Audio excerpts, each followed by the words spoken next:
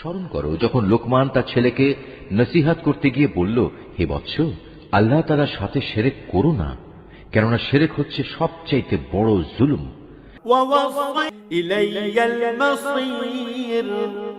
আমি মানুষকে তাদের পিতামাতার ব্যাপারে নির্দেশ দিয়েছি যেন তারা তাদের সাথে ভালো ব্যবহার করে, কেননা তার মা কষ্টের পর কষ্ট সহ্য করে তাকে গর্ভে ধারণ করেছে এবং 2 বছর পর সে বুকের দুধ খাওয়া ছেড়েছে।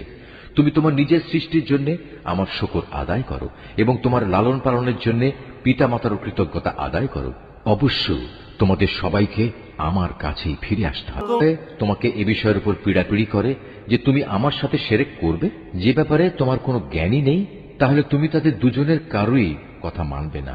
তবে দুনিয়ার জীবনে তুমি অবশ্যই তাদের সাথে ভালো ব্যবহার করবে। তুমি শুধু তার কথাই শুনবে যে ব্যক্তি আমার অভিমুখী হয়ে আছে। অতঃপর তোমাদের আমার দিকেই ফিরে আসতে হবে। তখন আমি তোমাদের বলে দেব তোমরা দুনিয়ার জীবনে কি কি কাজ করতে।